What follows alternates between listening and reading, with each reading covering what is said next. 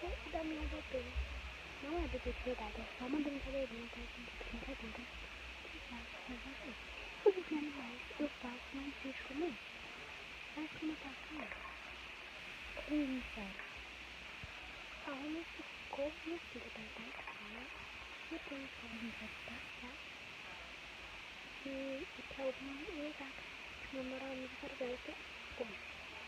Peraí, ó, eu fiz esse bolinho aqui pra ela, gente. Peraí. Deixa eu cortar.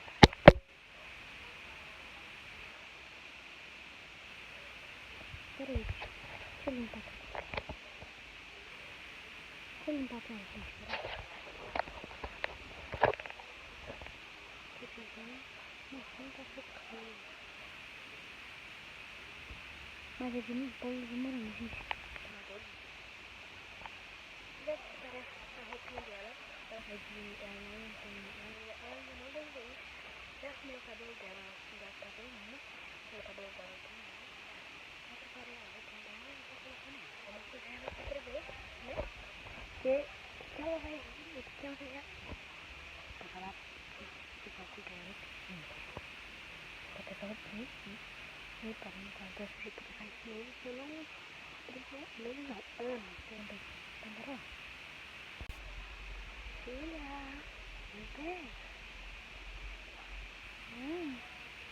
Mamãe. Ai, que coisa, mãe. É um pouquinho passada, né? Isso. Ai, vem com esse vídeo. Eu dei uma lavadinha nela, passei algumas coisas batonzinho, uma coisa cara dela. Ai, tudo. Peraí, gente. Meu Deus. Eu vou arrumar ela com o aqui. Ela tá maravilhosa de passar na unha dela. Tá brincando com esse chefinho que tá. Aí, gente, ó. Ela já tá aqui.